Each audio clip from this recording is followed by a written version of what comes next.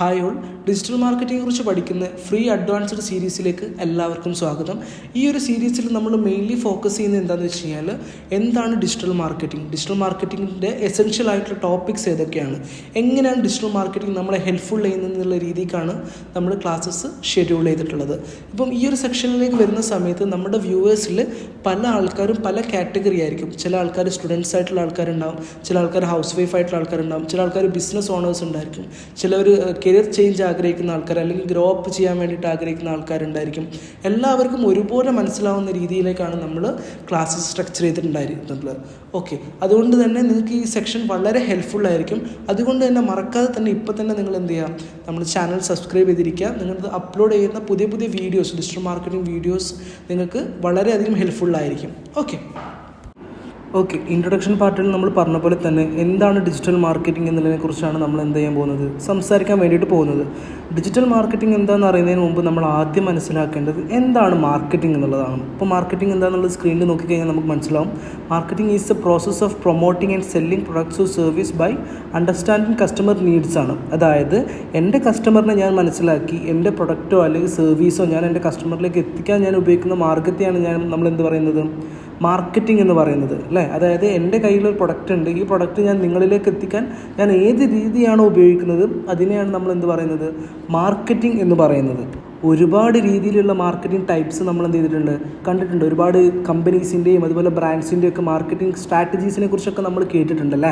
അപ്പോൾ നമ്മളിത് എന്ത് ചെയ്യാൻ പോവാണ്, മൂന്നായിട്ട് തിരിക്കാൻ വേണ്ടിയിട്ട് പോവാണ്. Traditional marketing, digital marketing and mouth to mouth marketing. ഇതെന്താണ് ട്രഡീഷണൽ മാർക്കറ്റിംഗ് അല്ലെങ്കിൽ digital marketing and mouth to mouth marketing എന്നുള്ളതാണ് നമ്മൾ എന്ത് ചെയ്യാൻ പോകുന്നത്, നമ്മളിനി നോക്കാൻ വേണ്ടിയിട്ട് പോകുന്നത്. ഈ ഒരു ടോപ്പിക്കിൽ നമ്മൾ സംസാരിച്ച് തീരുമ്പോഴേക്കും എന്തുകൊണ്ടാണ് ഡിജിറ്റൽ മാർക്കറ്റിംഗ് ഇത്രയും പോപ്പുലർ ആയിട്ടുള്ള ഒരു സംഭവമായിട്ട് മാറുന്നത്, അല്ലെങ്കിൽ ഇത്രയും സാധ്യതകളുള്ള ഒരു ഓപ്പർച്യൂണിറ്റി ഡിജിറ്റൽ മാർക്കറ്റിംഗ് മാറുന്നതെന്ന് എന്ത് ചെയ്യാൻ പറ്റും, നമുക്ക് മനസ്സിലാക്കിയെടുക്കാൻ വേണ്ടിയിട്ട് പറ്റും. ഓക്കെ, എന്താണ് ട്രഡീഷണൽ മാർക്കറ്റിംഗ്, ഡിജിറ്റൽ മാർക്കറ്റിംഗ് പറയുന്നതിന് മുമ്പ് നമ്മൾ പറയാൻ പോകുന്നത് മൗത്ത് ടു മൗത്ത് മാർക്കറ്റിങ്ങിനെ കുറിച്ചാണ്.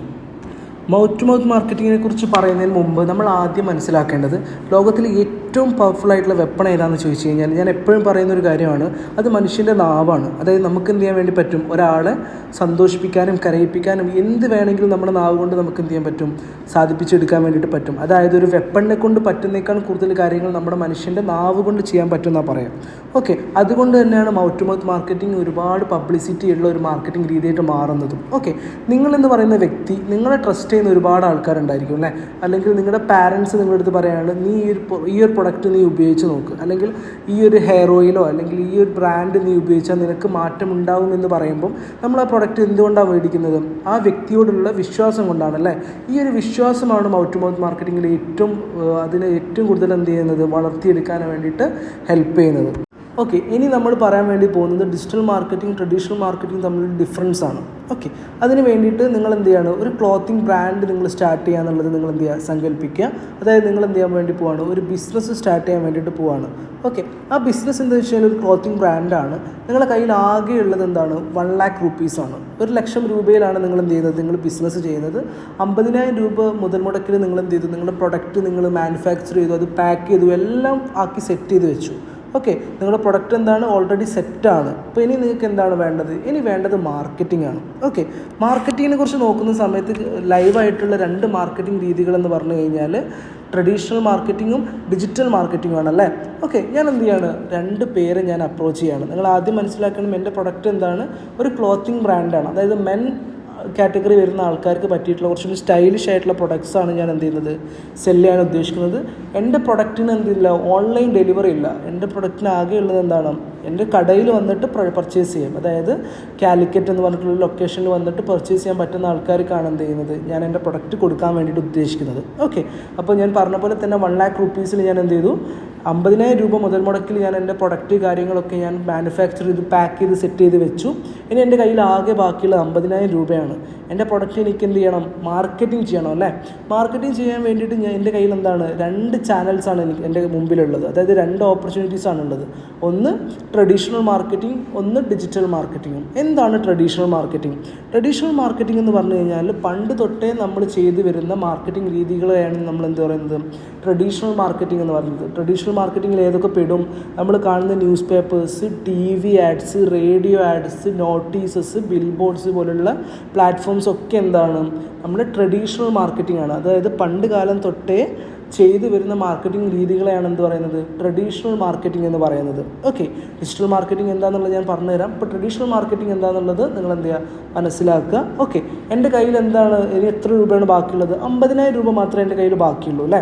അപ്പം ഞാനൊരു വ്യക്തിയെ കാണുവാണ്, ട്രഡീഷണൽ മാർക്കറ്റിംഗ് ചെയ്യുന്ന ഒരു വ്യക്തിയെ ഞാൻ കാണുവാണ്. അപ്പോൾ ഞാൻ ആളുമായിട്ട് സംസാരിച്ച സമയത്താണ് എൻ്റെ അടുത്ത് പറഞ്ഞു, നമുക്ക് എന്ത് ചെയ്യാം, ഒരു ന്യൂസ് പേപ്പറിൽ ആഡ് കൊടുക്കാം. ഓക്കെ, ഒരു ന്യൂസ് പേപ്പറിൽ ആഡ് കൊടുക്കാം, നിൻ്റെ കയ്യിലുള്ള 40,000 രൂപ എനിക്ക് തരിക എന്ന് പറയും. ഓക്കെ, എൻ്റെ കയ്യിലുള്ള 50,000 രൂപയിൽ എന്താണ്, ബാക്കിയുള്ള 50,000 രൂപയിൽ 40,000 രൂപ ഞാൻ എന്ത് ചെയ്യാണ്, ഈ ട്രഡീഷണൽ മാർക്കറ്റിംഗ് ചെയ്യാൻ വേണ്ടിയിട്ട് ആളെ കയ്യിലേക്ക് കൊടുക്കുകയാണ്. ആൾ എൻ്റെ അടുത്ത് പറഞ്ഞു, ന്യൂസ് പേപ്പറിൽ നമുക്ക് എന്ത് ചെയ്യാം, ഒരു പരസ്യം കൊടുക്കാം. ഇന്നത്തെ കാലത്ത് ന്യൂസ് പേപ്പറിൽ ഒരു പരസ്യം കൊടുക്കണമെങ്കിൽ എന്താണ്, ഫ്രണ്ട് പേജിലൊക്കെ വരണമെങ്കിൽ ലക്ഷങ്ങൾ എന്ത് ചെയ്യണം, നമ്മൾ കൊടുക്കണം. അങ്ങനെ എന്ത് ചെയ്തു, ഒരു പത്രത്തിൽ ഞാൻ പരസ്യം കൊടുത്തു. ഞാൻ എക്സ്പെക്ട് ചെയ്യുന്നത് എന്താണ്, ആസ് എ ബിസിനസ് മാൻ ഞാൻ എക്സ്പെക്ട് ചെയ്യുന്നത് എൻ്റെ പത്രങ്ങളിൽ എന്ത് ചെയ്തു, എൻ്റെ പരസ്യം ഞാൻ കൊടുത്തു. ഈ പരസ്യം റണ്ണായി കഴിഞ്ഞതിന് ശേഷം ഈവനിങ് ഒക്കെ ആകുന്ന സമയമാകുമ്പോഴത്തേക്ക് എനിക്ക് കുറച്ച് സെയിൽസ് വരും എന്നുള്ളതാണ് ഞാൻ എന്ത് ചെയ്യുന്നത്, എക്സ്പെക്ട് ചെയ്യുന്നത്. പക്ഷേ ഞാൻ എത്ര നോക്കിയിട്ട് എന്ത് ചെയ്യുന്നില്ല, സെയിൽസ് ഒന്നും കൺവേർട്ടായിട്ട് എനിക്ക് കോൾസ് ഒന്നും വരുന്നില്ല. അപ്പം ഞാൻ ആളെ കോൺടാക്ട് ചെയ്യുകയാണ്. ആളെ കോൺടാക്ട് ചെയ്തിട്ട് ഞാൻ ചോദിച്ചു, എന്തുകൊണ്ടായിരിക്കും നമുക്ക് റിസൾട്ട് വരാത്തത്? അപ്പോൾ ആൾ എൻ്റെ അടുത്ത് പറഞ്ഞു, കാലിക്കറ്റ് ഏരിയയിലുള്ള അല്ലെങ്കിൽ കോഴിക്കോട് ഏരിയയിലുള്ള എല്ലാ പത്രങ്ങളിലും നമ്മൾ എന്ത് ചെയ്തിട്ടുണ്ട്, പരസ്യങ്ങൾ ഫോർവേഡ് ചെയ്തിട്ടുണ്ട്, ബാക്കി റിസൾട്ടൊന്നും വരാത്തത് എൻ്റെ മാറ്റർ അല്ല എന്ന് പറഞ്ഞു. അങ്ങനെ ഞാൻ എന്ത് ചെയ്തു, എൻ്റെ 40,000 രൂപ ഞാൻ അതിൽ മുടക്കുകയും ചെയ്തു. പക്ഷേ എനിക്ക് ഇൻസ്റ്റൻ്റ് ആയിട്ടുള്ള ലീഡ്സോ അല്ലെങ്കിൽ എനിക്ക് ഞാൻ വിചാരിച്ച രീതിയിലുള്ള അല്ലെങ്കിൽ ഞാൻ ആഗ്രഹിച്ച രീതിയിലുള്ള സെയിൽസോ ഒന്നും വന്നില്ല. ഓക്കെ, അങ്ങനെ ഇരിക്കുന്ന സമയത്താണ് ഞാൻ ഓൾറെഡി പറഞ്ഞു, 1,00,000 രൂപയിൽ എന്താണ്, 50,000 രൂപയ്ക്കാണ് നമ്മൾ പ്രൊഡക്റ്റൊക്കെ മാനുഫാക്ചർ ചെയ്ത് പാക്ക് ചെയ്തത്. ബാക്കി 50,000 രൂപയിൽ 40,000 രൂപയാണ് നമ്മൾ എന്ത് ചെയ്തത്, ട്രഡീഷണൽ മാർക്കറ്റിംഗ് ന്യൂസ് പേപ്പറിൽ പരസ്യം കൊടുക്കാൻ വേണ്ടിയിട്ട് ഞാൻ സ്പെൻഡ് ചെയ്തത്. ഇനി എൻ്റെ കയ്യിൽ ആകെ എന്തേ ഉള്ളൂ, 10,000 രൂപയേ ഉള്ളൂ. ഓക്കെ, അങ്ങനെ ഇരിക്കുന്ന സമയത്താണ് ഞാൻ എന്ത് ചെയ്യുന്നത്, ഒരു ഡിജിറ്റൽ മാർക്കറ്റർ ഞാൻ കണ്ടുമുട്ടുന്നത്. ഡിജിറ്റൽ മാർക്കറ്റർ ഞാൻ ചോദിച്ച സമയത്ത് ആൾ എൻ്റെ അടുത്ത് പറഞ്ഞു, നമ്മുടെ പ്രൊഡക്റ്റ് എന്താണ്, നമ്മുടെ പ്രൊഡക്റ്റ് ഒരു ക്ലോത്തിങ് ബ്രാൻഡാണ്, മെന്നാണ് നമ്മുടെ കാറ്റഗറി. ഓക്കെ, മെന്നിലുള്ള ഒരു സ്പെഷ്യലൈസ്ഡ് ഏജ്, അതായത് കുറച്ചുകൂടി ട്രെൻഡിങ് ക്ലോത്ത് കാര്യങ്ങൾ നമ്മൾ സെർവ് ചെയ്യുന്ന ഒരു ബ്രാൻഡ് ആയതുകൊണ്ട് തന്നെ നമ്മുടെ ഏജൊക്കെ എന്താണ്, കുറച്ചുകൂടി സ്പെസിഫിക് ആയിട്ടുള്ള ഏജാണ്. നമ്മുടെ ലൊക്കേഷൻ കാലിക്കറ്റാണ്. അപ്പോൾ നമുക്ക് എന്ത് ചെയ്യാം, ഡിജിറ്റൽ മാർക്കറ്റിംഗ് എന്ന് പറഞ്ഞിട്ടുള്ള പ്ലാറ്റ്ഫോം ഉപയോഗിച്ചിട്ട് നമുക്ക് ടാർഗറ്റ് ചെയ്തുകൊണ്ട് നമ്മുടെ സോഷ്യൽ മീഡിയ പ്ലാറ്റ്ഫോംസിലൂടെ നമുക്ക് പരസ്യം ചെയ്യാം. അതിന് നമുക്ക് കുറഞ്ഞ ബഡ്ജറ്റിൽ ചെയ്യാമെന്ന് എന്ത് ചെയ്യാണ്, ആൾ എൻ്റെ അടുത്ത് പറയുകയാണ്. ഓക്കെ, ഇവിടെയാണ് നമ്മൾ മനസ്സിലാക്കുന്നത് ട്രഡീഷണൽ മാർക്കറ്റിങ്ങും ഡിജിറ്റൽ മാർക്കറ്റിങ്ങും തമ്മിലുള്ള ഡിഫറൻസ്. ഞാൻ ഓൾറെഡി എന്ത് ചെയ്തു, ട്രഡീഷണൽ മാർക്കറ്റിംഗ് 40,000 രൂപയാണ് ഞാൻ എന്ത് ചെയ്തത്, സ്പെൻഡ് ചെയ്തത്. പക്ഷേ ഡിജിറ്റൽ മാർക്കറ്റിങ്ങിലേക്ക് വരുന്ന സമയത്ത് എന്താണ്, നമുക്ക് ബഡ്ജറ്റ് വളരെ കുറവാണ്. ഞാൻ പറഞ്ഞു വരുന്നത് എന്താണെന്ന് വെച്ച് കഴിഞ്ഞാൽ, ട്രഡീഷണൽ മാർക്കറ്റിംഗ് മോർ എക്സ്പെൻസീവ് ആണ്, ഡിജിറ്റൽ മാർക്കറ്റിംഗ് എന്താണ്, ROI എന്ന് പറഞ്ഞിട്ടുള്ള റിട്ടേൺ ഓൺ ഇൻവെസ്റ്റ്മെൻറ്റ് എന്ന് പറഞ്ഞിട്ടുള്ള ഒരു കാര്യം ബേസ് ചെയ്തിട്ടാണ് എന്ത് ചെയ്യുന്നത്, വർക്ക് ചെയ്യുന്നത്. അതായത് നമ്മളൊരു 100 രൂപയ്ക്ക് പരസ്യം ചെയ്ത് കഴിഞ്ഞാൽ നമുക്ക് എന്ത് ചെയ്യും, 200 രൂപയുടെ മേലെ എന്ത് ചെയ്യണം, റിട്ടേൺ കിട്ടുന്ന രീതിയിലാണ് നമ്മൾ എന്ത് ചെയ്യുന്നത്, ഡിജിറ്റൽ മാർക്കറ്റിംഗ് ചെയ്യുന്നത്.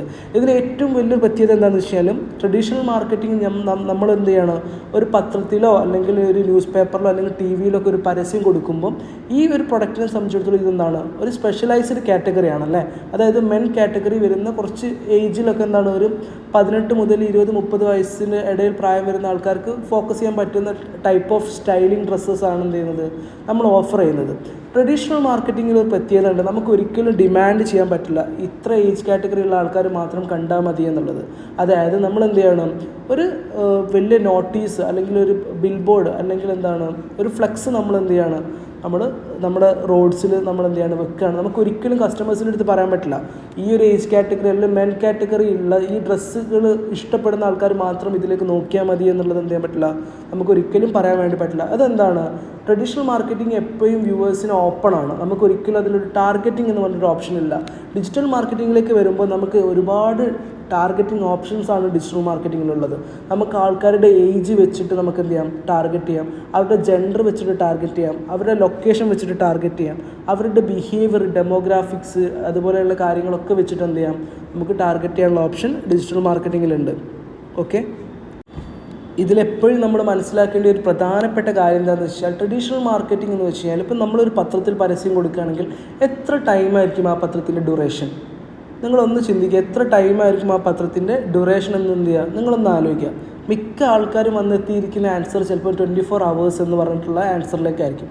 പക്ഷേ സത്യത്തിൽ നിങ്ങളൊന്ന് ചിന്തിക്കുക. ചിലപ്പോൾ ഞാൻ ഇത് പറയുന്ന സമയത്ത് ഇന്ന് പത്രം നോക്കിയ ആൾക്കാർ ചിലപ്പോൾ ഉണ്ടായിരിക്കില്ല. ചിലപ്പം ഒരു 6 മാസത്തിനിടയിൽ ഇടയ്ക്ക് മാത്രമായിരിക്കും നമ്മൾ എന്ത് ചെയ്യുന്നുണ്ടായിരിക്കുക, പത്രം നോക്കുന്നുണ്ടായിരിക്കും. ഇത് തന്നെയാണ് ഡിജിറ്റൽ മാർക്കറ്റിങ്ങിന് ഇത്രത്തോളം ഇമ്പോർട്ടൻസ് കൊടുക്കുന്നത്. കാരണം നമ്മളെന്തായി, എല്ലാവരും ഡിജിറ്റലി മാറിക്കഴിഞ്ഞു. ഓക്കെ, ഇത് മാത്രമല്ല, ട്രഡീഷണൽ മാർക്കറ്റിങ്ങിൽ ഒരു പത്രത്തിൻ്റെ ഡ്യൂറേഷൻ എന്ന് പറഞ്ഞു കഴിഞ്ഞാൽ നമ്മളത് ചെക്ക് ചെയ്യുന്ന സമയമാണ്. അതായത് ചിലപ്പോൾ നമ്മുടെ ഒരു ഡെയിലി റുട്ടീൻ എങ്ങനെയാണെന്ന് നിങ്ങളൊന്ന് ചിന്തിക്കുക. നമ്മൾ പത്രം എടുക്കുന്നു, നമ്മളുടെ ആവശ്യം പ്രധാനപ്പെട്ട ന്യൂസസ് അറിയാം, അല്ലെങ്കിൽ സ്പോർട്സ് ന്യൂസ് അറിയാം എന്നുള്ളതായിരിക്കും. നമ്മൾ അതിലേക്ക് എന്ത് ചെയ്യുന്നു, ഫോക്കസ് കൊടുക്കുന്നു. ഒരു 5 മിനിറ്റ് കൊണ്ട് നമ്മുടെ നീഡ് എന്ത് ചെയ്യുന്നു, അല്ലെങ്കിൽ നമ്മൾ നോക്കാൻ ആഗ്രഹിച്ച ന്യൂസസ് കഴിയുന്നു. നമ്മളത് ഫോൾഡ് ചെയ്തിട്ട് എന്ത് ചെയ്യുന്നു, പേപ്പർ താഴെ വെക്കുന്നു. പിന്നെ ആ പേപ്പർ നമ്മൾ എടുക്കുന്നത് എന്തിനു വേണ്ടിയിട്ടാണ്, എന്തെങ്കിലും കവർ ചെയ്യാൻ വേണ്ടിയിട്ടോ അങ്ങനെ എന്തെങ്കിലും നീഡിന് വേണ്ടിയിട്ടാണ് പിന്നെ ആ പത്രം പുറത്തെടുക്കുന്നത്. അതോട് കൂടിയിട്ട് എന്ത് ചെയ്തു, ആ പത്രത്തിൻ്റെ ഡ്യൂറേഷൻ ടൈം കഴിഞ്ഞു. ഡിജിറ്റൽ മാർക്കറ്റിങ്ങിൽ അങ്ങനെയല്ല. ഡിജിറ്റൽ മാർക്കറ്റിംഗ് നമ്മളൊരു കണ്ടൻറ്റ് നമ്മൾ പോസ്റ്റ് ചെയ്ത് കഴിഞ്ഞാൽ ആ കണ്ടൻറ്റ് നമ്മൾ ഡിലീറ്റ് ചെയ്യുന്നവരെ നമുക്ക് വേണ്ടിയിട്ട് എന്ത് ചെയ്യും, ആക്റ്റീവ് ആയിക്കൊണ്ടിരിക്കും. ഇപ്പോൾ റീൽസൊക്കെ അതിന് വലിയൊരു ഉദാഹരണമാണ്. നമ്മളൊരു കണ്ടൻറ്റ് പോസ്റ്റ് ചെയ്ത് കഴിഞ്ഞാൽ ആ റീൽ എന്ത് ചെയ്യും, ഓട്ടോമാറ്റിക്കലി കസ്റ്റമേഴ്സിലേക്ക് ഇങ്ങനെ പോയിക്കൊണ്ടിരിക്കും. ഇവിടെ നമുക്ക് എങ്ങനെയൊക്കെ ടാർഗറ്റ് ചെയ്യാം, ആൾക്കാരുടെ age, location, gender, behaviour, demographics, interest എന്ന് പറഞ്ഞിട്ടുള്ള എല്ലാ കാര്യങ്ങളും വെച്ചിട്ട് നമുക്ക് എന്ത് ചെയ്യാൻ വേണ്ടി പറ്റും, നമുക്ക് ആൾക്കാരിലേക്ക് ടാർഗറ്റ് ചെയ്തെടുക്കാൻ വേണ്ടിയിട്ട് പറ്റും. അതായത് നമ്മുടെ ബിസിനസ്സിൻ്റെ റൈറ്റ് ഓഡിയൻസ് ആരാണ്. അപ്പോൾ നമ്മൾ നേരത്തെ പറഞ്ഞതുപോലെ തന്നെ ഞാനൊരു യങ് ആയിട്ടുള്ള ആൾക്കാരെ കോൺസെൻട്രേറ്റ് ചെയ്തിട്ടുള്ള ക്ലോത്തിങ് ബ്രാൻഡാണ് റൺ ചെയ്യുന്നതെങ്കിൽ എന്താണ്, എൻ്റെ ടാർഗറ്റഡ് ഓഡിയൻസ് മെന്നാണ്. ഒരു 18-നും 25-30 വയസ്സിന് ഇടയിൽ പ്രായമുള്ള മെൻ കാറ്റഗറിയിലുള്ള കാലിക്കറ്റ് ലൊക്കേറ്റഡ് ആയിട്ടുള്ള ആൾക്കാരാണ് എന്ത്, എൻ്റെ ടാർഗറ്റഡ് ഓഡിയൻസ്. അതുപോലെ നിങ്ങളുടെ ബിസിനസ്സിനുള്ള ടാർഗറ്റഡ് ഓഡിയൻസ് ആരാണെന്ന് മനസ്സിലാക്കി അവരെ ടാർഗറ്റ് ചെയ്തുകൊണ്ട് പരസ്യം ചെയ്യാനുള്ള ഒരു ഓപ്പർച്യൂണിറ്റി ആയിട്ടാണ് എവിടെയുള്ളത്, ഡിജിറ്റൽ മാർക്കറ്റിങ്ങിലുള്ളത്. അപ്പോൾ ഏറ്റവും കൂടുതൽ ആൾക്കാർക്ക് ഉണ്ടാകുന്നൊരു ഡൗട്ടാണ്, ട്രഡീഷണൽ മാർക്കറ്റിംഗ് 2025 എഫക്റ്റീവ് ആണോ അല്ലേ എന്നുള്ളത്. വളരെ എഫക്റ്റീവാണ്. അത് എങ്ങനെയാണെന്ന് വെച്ച് കഴിഞ്ഞാൽ ബ്രാൻഡ്സിനാണ് അത് ഏറ്റവും കൂടുതൽ എന്ത് ചെയ്യുന്നത്, എഫക്റ്റീവാണ്. നിങ്ങൾ പല ഹൈവേസിലും നിങ്ങൾക്ക് കാണാൻ വേണ്ടി പറ്റും, വലിയ വലിയ പോപ്പുലർ ബ്രാൻഡ്സിൻ്റെ വലിയ വലിയ ബിൽ ബോർഡ്സ് നമുക്ക് എന്ത് ചെയ്യാൻ വേണ്ടി പറ്റും, നോട്ടീസ് ചെയ്യാൻ വേണ്ടി പറ്റും. അതൊക്കെ നമ്മുടെ ബ്രാൻഡിന് ബ്രാൻഡിങ് സൈഡിലേക്ക് വരുന്ന സമയത്ത്, അതായത് നമ്മുടെ ബ്രാൻഡിൻ്റെ ഒരു ട്രസ്റ്റ് ബിൽഡ് ചെയ്യാൻ വേണ്ടിയിട്ട് നമുക്ക് എന്ത് ചെയ്യും, ഹെൽപ്ഫുള്ളാകും. ഓക്കെ, ഇനി ഡിജിറ്റൽ മാർക്കറ്റിംഗ് ആർക്കൊക്കെ പഠിക്കാം എന്നുള്ളതാണ്. ഒരു ബേസിക് ഇംഗ്ലീഷ് നോളജും അതുപോലെ ബേസിക് കമ്പ്യൂട്ടർ നോളജും നിങ്ങൾക്ക് ഉണ്ടെങ്കിൽ എന്താണ്, നിങ്ങൾക്ക് ഡിജിറ്റൽ മാർക്കറ്റിംഗ് വ്യക്തമായിട്ട് പഠിച്ചെടുക്കാൻ വേണ്ടിയിട്ട് പറ്റും. ഓക്കെ, നമ്മുടെ ക്ലാസ്സസ് അതനുസരിച്ചിട്ടാണ് അറേഞ്ച് ചെയ്യുന്നത്. അപ്പോൾ നിങ്ങൾക്ക് കുറച്ചും കൂടി ഈസി ആയിട്ട് ഡിജിറ്റൽ മാർക്കറ്റിംഗ് കുറിച്ചിട്ട് നമ്മുടെ ഈ ഒരു എൻഡിയർ സീരീസ് കഴിയുന്നതിന് മുമ്പ് നിങ്ങൾക്ക് പഠിച്ചെടുക്കാൻ വേണ്ടിയിട്ട് പറ്റും. പിന്നെയുള്ളൊരു മെയിൻ ടോപ്പിക് എന്താണെന്ന് വെച്ച് കഴിഞ്ഞാൽ ഇവിടെ ഒരു ഏജ് ലിമിറ്റ് ഇല്ല. നമുക്ക് പ്രായം ഇവിടെ ഒരു പ്രശ്നമേ അല്ല. ഞാനിത് ഓൾറെഡി പറഞ്ഞു. ഇതെന്താണ്, ഒരു പെർഫോമൻസ് ആൻഡ് സ്കിൽ ബേസ്ഡ് ജോബാണ്. ഇവിടെ നമുക്ക് ഡിഗ്രി ഉണ്ടായിരിക്കണം അല്ലെങ്കിൽ ഇത്ര ഗ്രാജുവേറ്റഡ് ആയിരിക്കണം എന്നുള്ള കാര്യങ്ങളൊന്നുമില്ല. നമ്മൾ പെർഫോമിംഗ് ആണെങ്കിൽ നമുക്ക് എന്ത് ചെയ്യാൻ വേണ്ടി പറ്റും, ഡിജിറ്റൽ മാർക്കറ്റിംഗ് ഉപയോഗിച്ചിട്ട് വളർത്തിയെടുക്കാൻ വേണ്ടിയിട്ട് പറ്റും. പിന്നെ ഇത് ആർക്കൊക്കെ പഠിക്കാം എന്നുള്ളതാണ്. ഇത് ബിസിനസ് ഓണേഴ്സിനും ഓൺടർപ്രണേഴ്സിനും നല്ലൊരു ഓപ്ഷനാണ്. അവരുടെ ബിസിനസ് ഐഡിയാസ് സ്കെയിൽ ചെയ്യാൻ വേണ്ടിയിട്ട് അവർക്ക് ഇത് ഉപയോഗിക്കാം. പിന്നെ സ്റ്റുഡൻസിനും ജോബ് സീക്കേഴ്സിനും അല്ലെങ്കിൽ കരിയർ ചേഞ്ച് ആഗ്രഹിക്കുന്ന ആൾക്കാർക്കും ഡിജിറ്റൽ മാർക്കറ്റിംഗ് എന്താണ്, വളരെ നല്ലൊരു ഓപ്ഷനാണ്.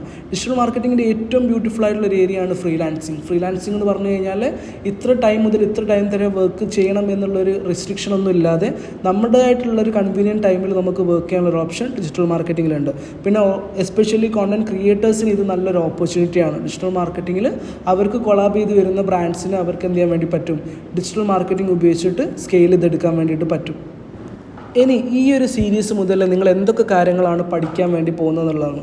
ഡിജിറ്റൽ മാർക്കറ്റിങ്ങിൻ്റെ ഏകദേശം എല്ലാ ഏരിയാസും നമ്മൾ എന്ത് ചെയ്യുന്നുണ്ടായിരിക്കും, ഈ ഒരു സീരീസ് കഴിയുന്നതോട് കൂടിയിട്ട് കവർ ചെയ്ത് പോകുന്നുണ്ടായിരിക്കും. അതിൽ ഡിജിറ്റൽ മാർക്കറ്റിങ്ങിൻ്റെ ഇൻട്രൊഡക്ഷൻ നമ്മൾ ഓൾറെഡി ഇപ്പോൾ പറഞ്ഞു. പിന്നെ മാർക്കറ്റിംഗ് വേഴ്സസ് ബ്രാൻഡിങ് ഏറ്റവും ഇമ്പോർട്ടൻ്റ് ആയിട്ട് ഒരു പാർട്ടാണ് മാർക്കറ്റിംഗ് വേഴ്സസ് ബ്രാൻഡിങ്. അതുപോലെ തന്നെ വെബ്സൈറ്റ് ഡെവലപ്മെൻറ്റ്, എങ്ങനെ നിങ്ങൾക്കൊരു പ്രൊഫഷണൽ വെബ്സൈറ്റ് നിങ്ങൾക്ക് ബിൽഡ് ചെയ്തെടുക്കാം, സ്വന്തമായിട്ട് ഒരു പ്രൊഫഷണൽ വെബ്സൈറ്റ് നിങ്ങളുടെ ആവശ്യങ്ങൾക്കോ അല്ലെങ്കിൽ ബിസിനസ് ആവശ്യങ്ങൾക്കോ വേണ്ടിയിട്ട് എങ്ങനെ ബിൽഡ് ചെയ്തെടുക്കാം എന്നുള്ളത് നമ്മൾ ഈ ഒരു ക്ലാസ്സസിൽ പറയുന്നുണ്ടായിരിക്കും. പിന്നെ എസ് ഇ ഒ എന്താണെന്നുള്ളത് ഞാൻ ഷോർട്ടായിട്ട് ഞാൻ പറഞ്ഞുതരാം. നമ്മൾ ക്രിയേറ്റ് ചെയ്യുന്ന വെബ്സൈറ്റിനെ ഗൂഗിളിൽ റാങ്ക് ചെയ്ത് ഏറ്റവും ടോപ്പിലെത്തിക്കുന്ന പ്രോസസ്സിനെയാണ് നമ്മൾ എസ് ഇ ഒ എന്ന് പറയുന്നത്. എസ് ഇ ഒ എങ്ങനെ നമുക്ക് ബ്യൂട്ടിഫുള്ളായിട്ട് ചെയ്യാം, അങ്ങനെ എസ് ഇ ഒൻ്റെ ഏരിയാസ് ഏതൊക്കെയാണെന്നൊക്കെ നമ്മൾ എന്ത് ചെയ്യുന്നുണ്ടായിരിക്കും, ഡീറ്റെയിൽ ആയിട്ട് ഇവിടെ പഠിക്കുന്നുണ്ടായിരിക്കും. പിന്നെ കോണ്ടന്റ് മാർക്കറ്റിംഗ് ആണ്, അതുപോലെ സോഷ്യൽ മീഡിയ മാർക്കറ്റിംഗ്. ഇപ്പം ഏകദേശം എല്ലാവർക്കും അറിയാവുന്ന ഒരു ഏരിയ എന്ന് പറഞ്ഞാൽ സോഷ്യൽ മീഡിയ മാർക്കറ്റിംഗ് ആണ്. അപ്പോൾ സോഷ്യൽ മീഡിയ മാർക്കറ്റിംഗ് എങ്ങനെ നിങ്ങൾക്ക് നന്നായിട്ട് ചെയ്യാം എന്നുള്ള കാര്യങ്ങൾ നമ്മൾ പഠിക്കുന്നുണ്ടായിരിക്കും. അതുപോലെ സെർച്ച് എഞ്ചിൻ മാർക്കറ്റിംഗ്, അതായത് ഗൂഗിൾ പോലുള്ള സെർച്ച് എഞ്ചിൻ പ്ലാറ്റ്ഫോംസിൽ എങ്ങനെ നമുക്ക് മാർക്കറ്റിംഗ് ചെയ്യാം. അതുപോലെ email marketing, affiliate marketing, E commerce marketing, അതുപോലെ തന്നെ ഗൂഗിൾ അനലിറ്റിക്സ്, വീഡിയോ മാർക്കറ്റിംഗ്, പിന്നെ AI and automation in digital marketing എന്ന് പറഞ്ഞ ടോപ്പിക്സ് ഒക്കെ നമ്മൾ ഈ ഒരു ക്ലാസ്സസിൽ നമ്മൾ മനസ്സിലാക്കി പോകുന്നുണ്ടായിരിക്കും. ഓക്കെ, ഇപ്പം നിങ്ങൾ മാക്സിമം എന്ത് ചെയ്യുക, നിങ്ങൾക്ക് മനസ്സിലായിട്ടില്ലെങ്കിൽ എൻ്റെ നമ്പർ നമ്മൾ എന്ത് ചെയ്യുന്നുണ്ട്, ഡിസ്ക്രിപ്ഷനിൽ ഉണ്ടായിരിക്കും. നിങ്ങൾക്ക് എന്നെ കണക്ട് ചെയ്യാം, എന്നിട്ട് ഞാനുമായിട്ട് ഡിസ്കസ് ചെയ്യാവുന്നതേ ഉള്ളൂ. ഓക്കെ, അതായത് അടുത്ത ക്ലാസ്സിൽ നമ്മൾ നോക്കാൻ വേണ്ടി പോകുന്ന ടോപ്പിക് എന്ന് പറഞ്ഞാൽ മാർക്കറ്റിംഗ് വേഴ്സസ് ബ്രാൻഡിങ് ആണ്. അതായത് എന്താണ് മാർക്കറ്റിംഗ് ആൻഡ് ബ്രാൻഡിങ് എന്ന് പറയുന്ന ടോപ്പിക്കാണ്. ഇത് കുറച്ചും കൂടി ഇൻട്രസ്റ്റിംഗ് ആയിട്ടുള്ളൊരു ഏരിയ ആണ്. അപ്പോൾ നമ്മൾ ഓരോ ക്ലാസ്സസ് മുന്നോട്ട് പോകുമ്പോഴും നമ്മൾ കുറച്ചുകൂടി ഇൻട്രസ്റ്റിംഗ് ആയിട്ടുള്ള ടോപ്പിക്സിലൂടെ ആയിരിക്കും കടന്നു പോകുന്നുണ്ടായിരിക്കുക. നിങ്ങൾ ഒരിക്കലും എന്ത് ചെയ്യരുത്, നിങ്ങളിത് കണ്ട് തുടങ്ങുന്ന സമയത്ത് നിങ്ങൾ ഒരിക്കലും ഇത് സ്കിപ്പ് ചെയ്യാതിരിക്കുക. മാക്സിമം ക്ലാസ്സസ് അറ്റൻഡ് ചെയ്യുക. എന്തെങ്കിലും ഡൗട്ട് ഉണ്ടെങ്കിൽ നിങ്ങൾക്ക് എന്ത് ചെയ്യാം, എൻ്റെ നമ്പറിൽ കണക്ട് ചെയ്യാവുന്നതാണ്.